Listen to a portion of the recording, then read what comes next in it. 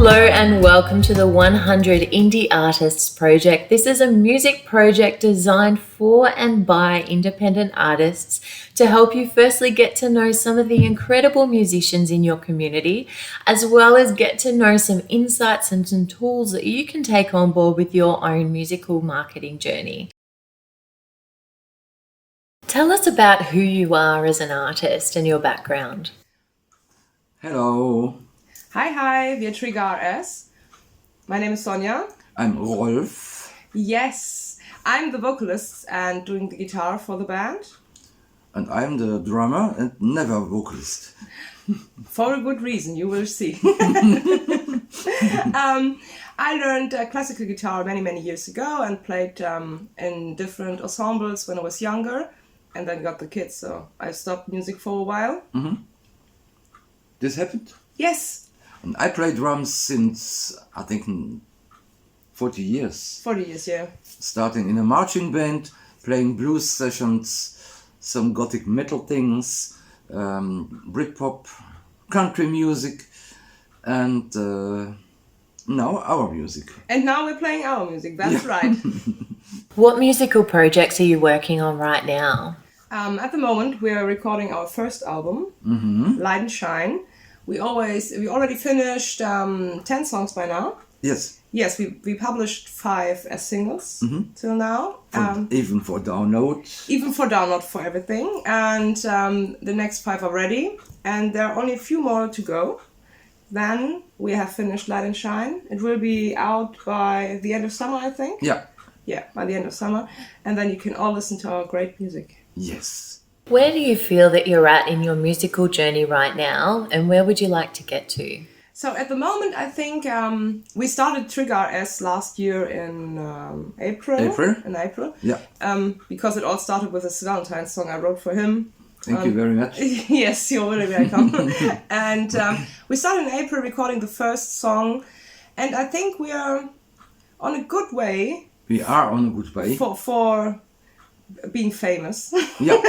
That's what he wanted to say. Yeah, thank you very much. We built a good fan base. We have a couple of thousands of followers throughout all the platforms. All around the world. All around the world, yes.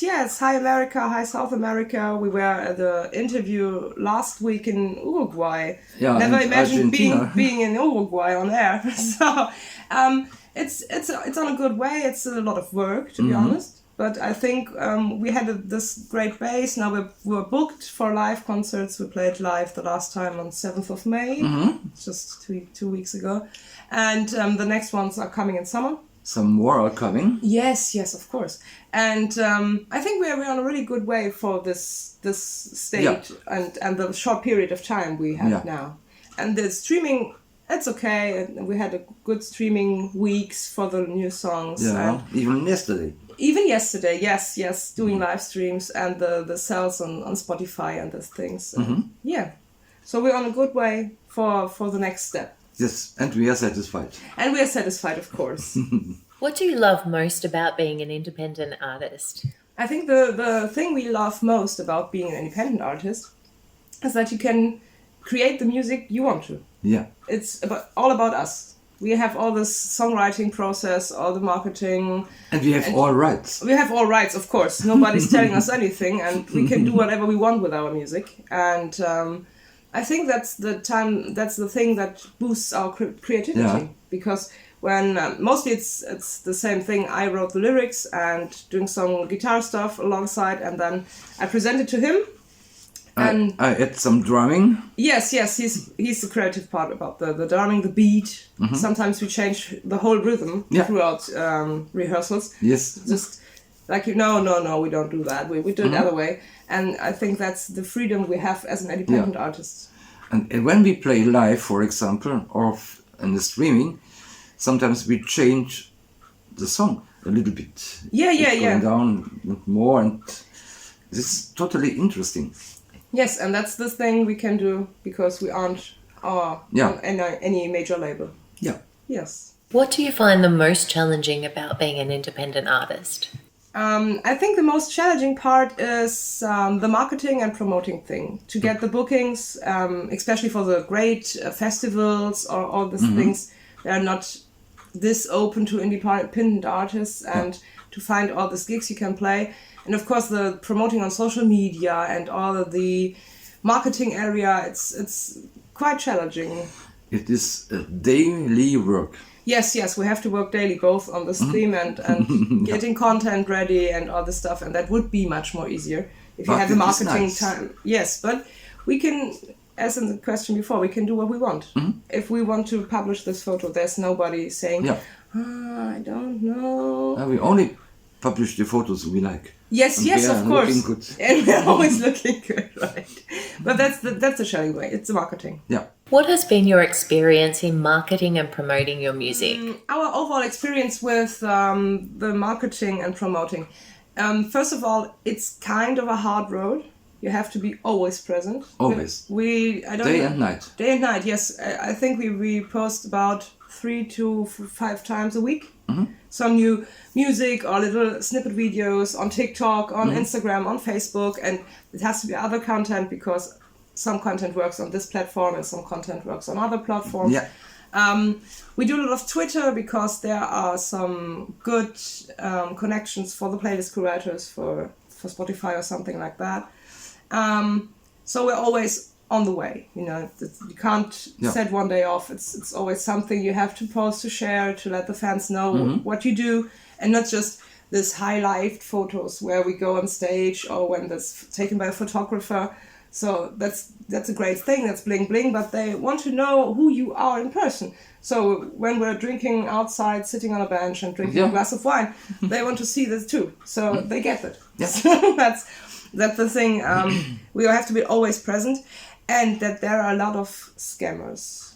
Yeah. People who promise you followers or likes or hits or I don't know, for not that much money, but it is much money if you don't sell music regularly at the beginning. And so if you buy there and there and there. Yeah, and then there is much money. And $20 for him and $20 for him. And in the end, there's nothing building a fan base. It's just clicks for the moment. So you're really happy. Whoa, I got 1,000 views on this photo, on this video, and the next day nobody cares.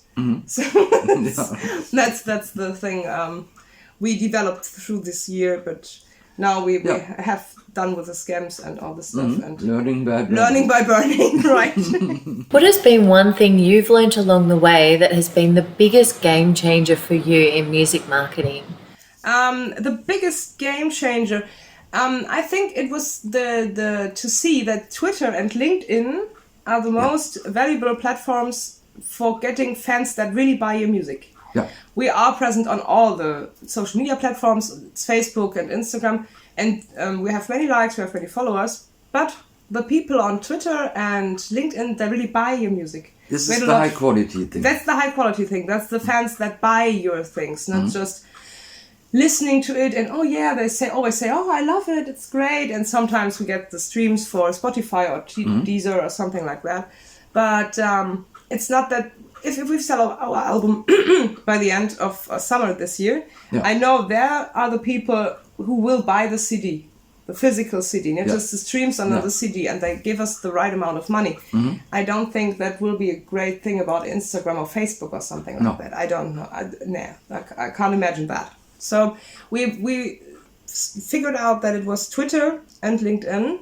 Yeah. And I came to it by accident because a colleague told me, go there and find the right communities and all this stuff. And that was the big game changer. And since then we had a lot of downloads and that was really great. And invitations to live shows. Yeah, invitations to live shows and it was a really great fan base too. Yeah.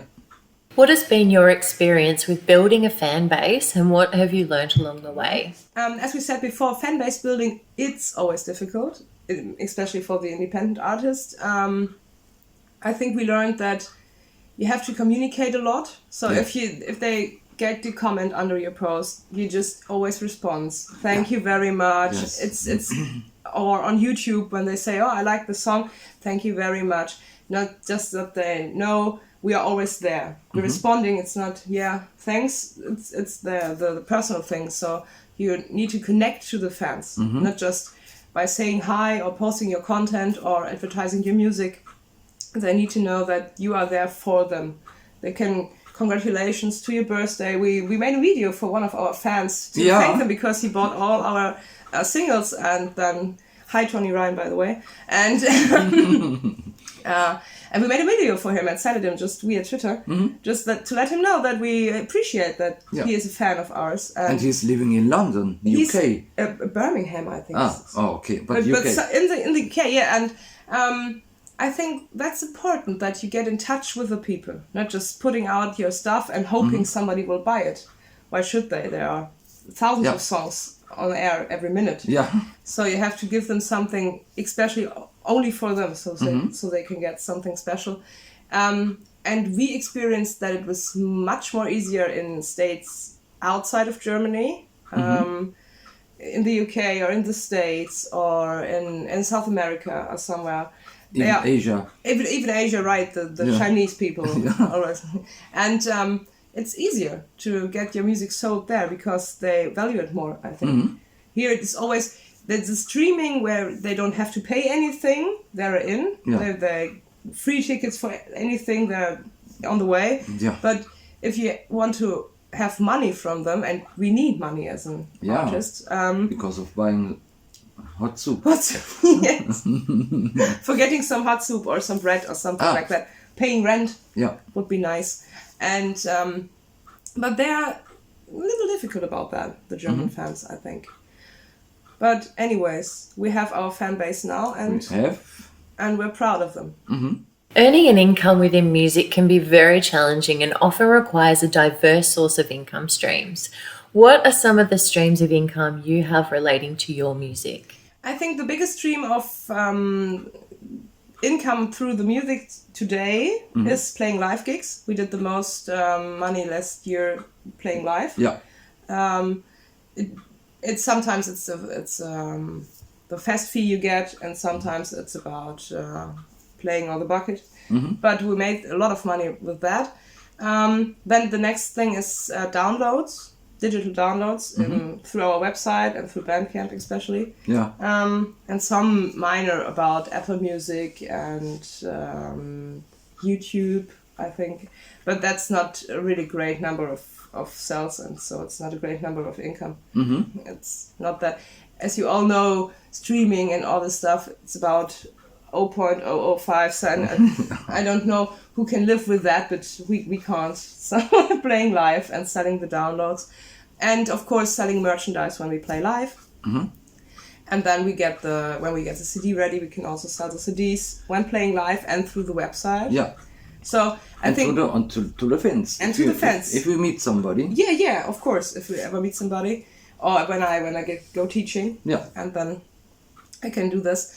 I think today you have to be as wide prepared as it possible. You have to sell your music through every website, through every streaming dienst, everything you can do.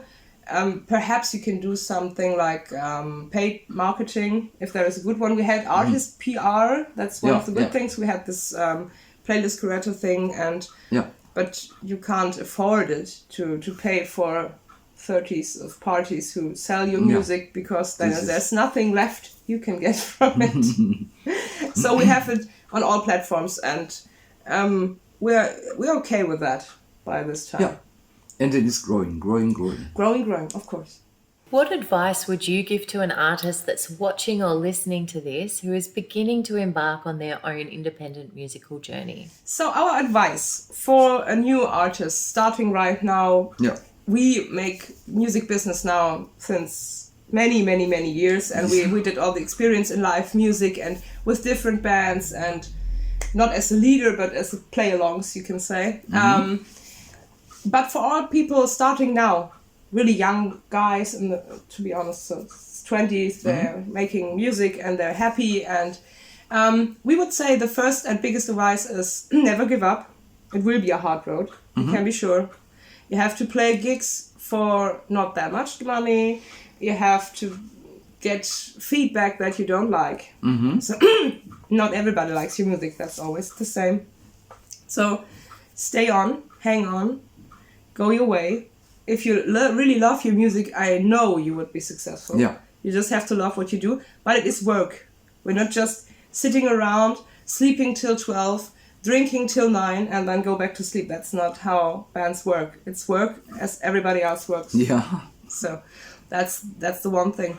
The second thing I think is go and meet people, do networking in real life, not just social media. Yes, social media is important, do Facebook, do Instagram, or any platform you like, but don't miss, you have to meet real people, because they can meet you, they can see who you are, they can feel what you feel, and then they can be fans in a moment, not about month, what you have to grow when they are on social media or something like that. And go to the locations where you want to play. Yeah, for the booking, speak with the managers or the fans or the crowd around and tell them about you, and be a professional. Think about your band as a brand and a company.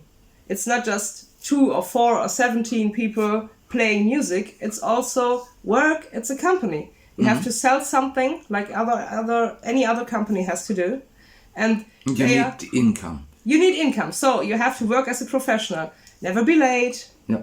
Always hang on the promises you gave. Rehearse. You have to do rehearsals. I know you're all thinking of you as a superstar, and maybe you are one day, but we all have to do rehearsals. When I was in an ensemble, we had to do 4-hour rehearsals 3 times a week. No. Yeah, that's why I'm so good. Yeah, that's true. So you're working, be a professional, get your cards ready. So don't write anything pen and paper or something like folded paper. Yeah, here are dates, and nobody wants that. Nobody owning a company would do that, so don't do it either. Yeah. You are a brand, a company, a band, a great artist, but you have to be a professional to get into the business and meet the right people. Can we say believe in yourself? Always believe in yourself. Self-esteem is one of the highest powers we have as a musician. Yeah. You go on stage and you burn it, and they will feel what you feel.